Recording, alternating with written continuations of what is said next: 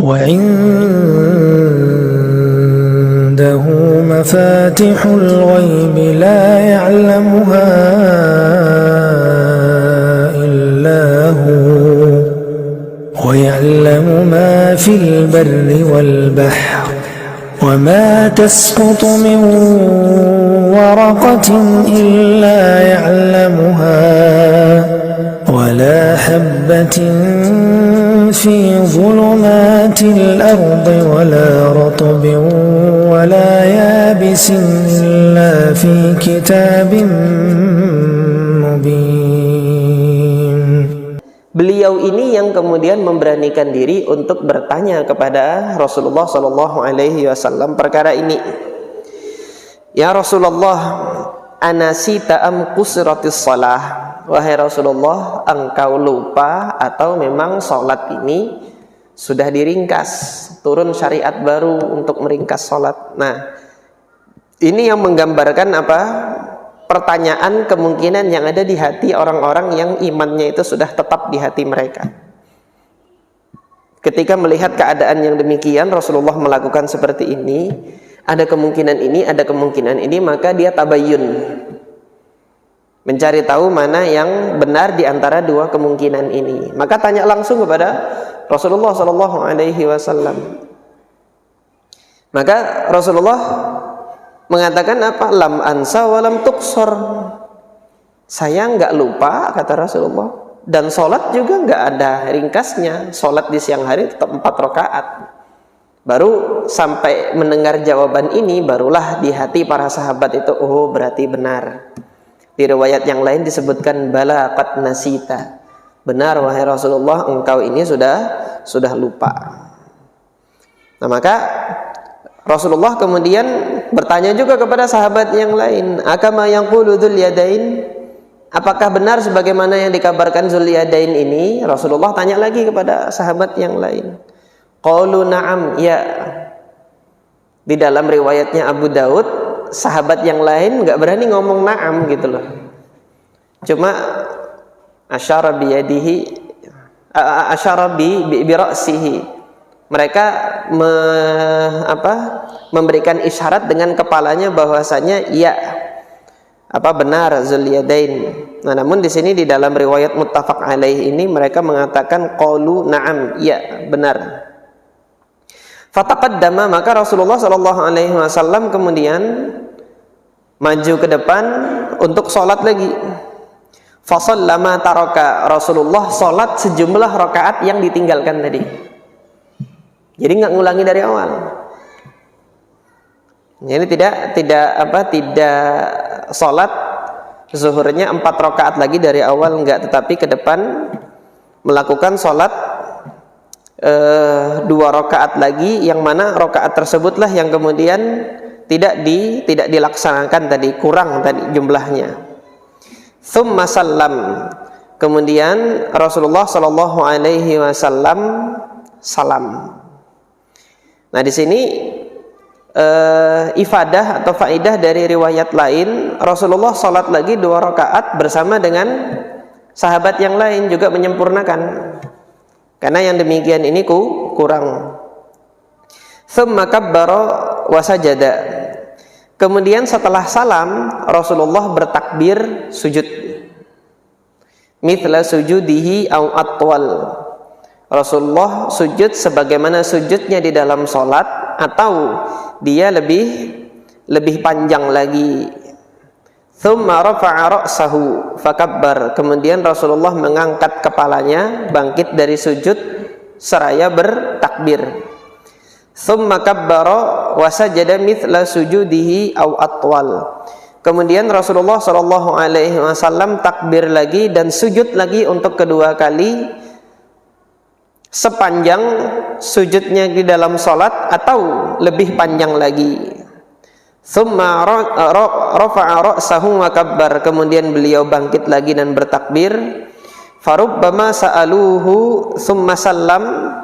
Nah, sebagian orang bertanya kepada Muhammad ibnu Sirin, apakah setelah itu Rasulullah salam?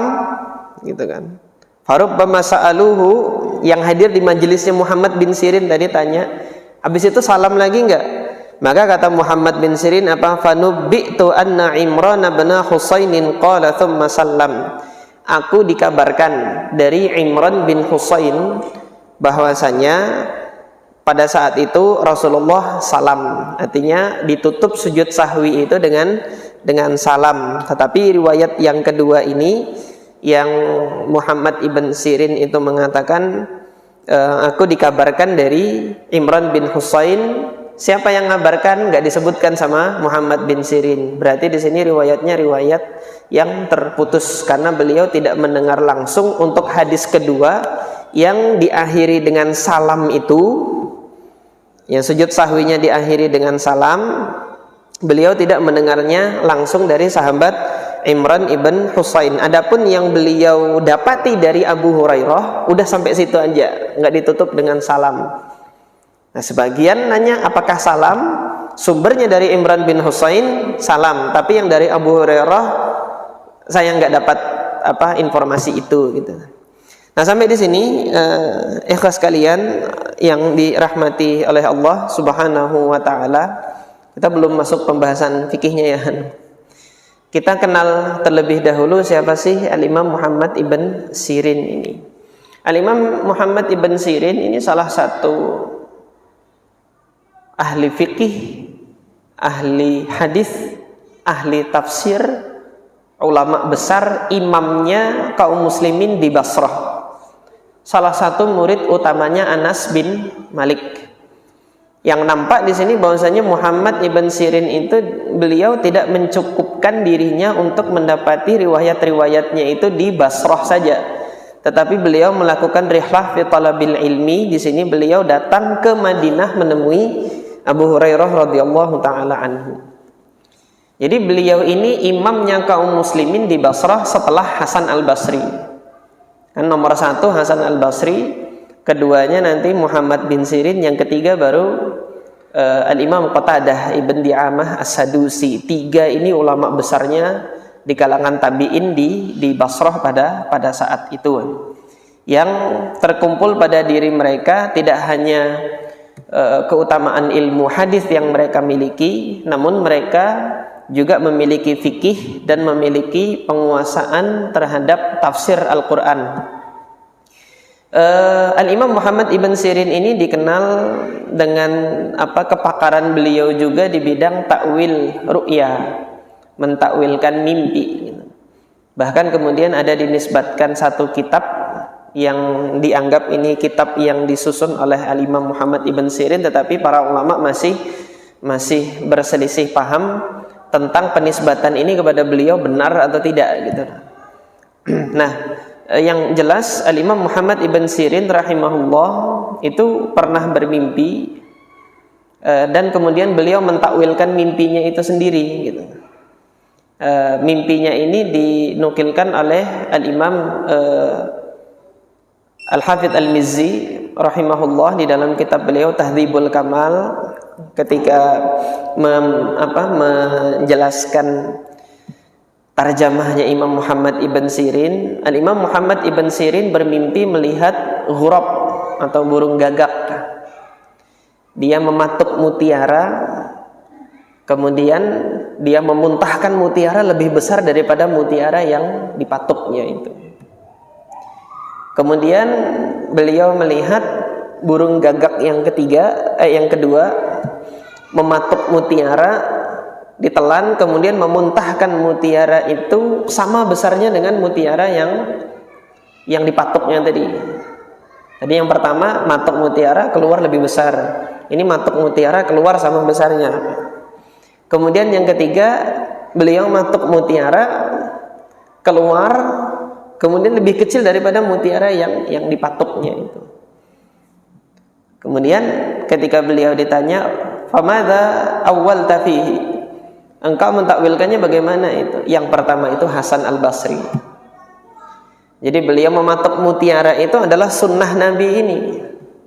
Beliau telan semuanya itu, kemudian keluar dari lisannya itu tidak hanya hadis Nabi yang keluar dari lisannya, tapi juga kemudian ilmu, hikmah, nasihat, faedah yang bermanfaat bagi kaum muslimin itu keluar. Itu Imam Muhammad Al-Imam Al-Hasan Al-Basri. Kemudian yang kedua, siapa itu yang dia matuk keluar sama besarnya? Itu Qatadah. Al-Imam Qatadah itu yudrabu bihil mathal fi hifdhihi. Beliau itu dianggap sebagai contoh patokan hafalan yang terkuat di masanya. Bahkan ketika bertemu dengan Al-Imam Sa'id ibn al-Musayyib itu, Al-Imam Qatadah ibn Di'amah As-Sadusi, kita sudah bahas kemarin, yang beliau buta, sejak lahir sudah buta. Nah ini beliau kalau hadis itu ada titik-titiknya ini juga dihafal gitu loh. Jadi ini yang ditakwilkan oleh Imam Muhammad bin Sirin, sebagaimana yang dia dapat dari Nabi, itu juga yang kemudian beliau keluarkan. Ini menunjukkan kekuatan hafalannya. Adapun yang ketiga, burung gagak yang ketiga, dia matuk mutiara keluar lebih sedikit, itu siapa? Nah itu saya, kata beliau. Nah ini antum melihat di sini kan, lupanya berapa kali beliau. Kalau lupa, jujur lupa dia. Saya dengar dari Abu Hurairah, namanya disebutin, tetapi saya lupa. Jujur beliau lupa. Kita hari ini lupa pura-pura ingat gitu dah. Itu kalau kita hari ini berarti burung gagak yang mana itu? Yang matuk mutiara kah? Yang apa? Nah ini Al-Imam Muhammad ibn Sirin. Nah justru para ulama di sini menyatakan ini menunjukkan dhabitnya Imam Muhammad bin Sirin. Justru menunjukkan keakuratan riwayatnya Muhammad bin Sirin. Kenapa? Beliau bisa membedakan mana yang lupa, mana yang tidak lupa. Sehingga nanti orang-orang bisa menyeleksi, memilih, oh ini yang hadis Nabi, ini yang bukan hadis Nabi. Dicari nanti sumbernya dari selain Muhammad bin Sirin. Di mana Imam Muhammad bin Sirin itu lupa, cari sumbernya yang lain. Ketika Imam Muhammad bin Sirin meriwayatkan dari Abu Hurairah, lupa di sini ya. Muridnya Abu Hurairah kan banyak selain Muhammad bin Sirin, cari sumber yang lain yang juga meriwayatkan hadis ini dari Abu Hurairah selain Muhammad bin Sirin. Nah, demikian seharusnya seorang talibul ilmi itu mencari sesuatu yang hak, itu tajarrud lil haq. Karena kalau kebenaran itu hanya dijadikan patokan hanya pada satu orang saja, kita khasir, kita rugi di situ, miskin gitu. Kenapa? Kita tidak tahu kekurangan seseorang. Kalau kita jatuh kepada kekurangan orang tersebut, kita juga ikut jatuh. Oleh karena itu, para ulama hadis ini mengajarkan kepada kita, di antaranya ucapannya Al-Imam Ayyub ibn Abi Tamimah As-Sakhtiyani, innaka la ta'rifu khata'a mu'allimika hatta tujahlisa ghairah. Kamu itu belum akan tahu kesalahan guru kamu sampai kamu nanti mengambil dari guru yang lain. Antum nggak akan tahu kesalahan saya kalau antum belajarnya sama saya aja gitu. Belajar sama yang lain. Hari ini saya nyampaikan ayat keliru, salah. Lihat rekaman saya itu ada ribuan saya salah nanti. Antum mau cari kesalahan saya nanti di rekaman-rekaman ini banyak. Di mana saya yang salah, di situ antum cari di ustadz lain yang benar gitu. Atau saya salah nyebut ayat, di hadapan antum ada mushaf gitu kan. Lihat, oh ini Ustaz Haidir salah di sini. Jangan diikuti saya yang salah. Tapi ketika nanti ada faedah yang Allah izinkan keluar dari lisan saya, manfaat bagi antum, baru antum ambil itu loh. Oh ini bisa saya ambil. Nah demikian para ulama itu mengingatkan murid-muridnya. Nah ini faedah yang kita ambil dari pribadi Al-Imam Muhammad ibn Sirin rahimahullah.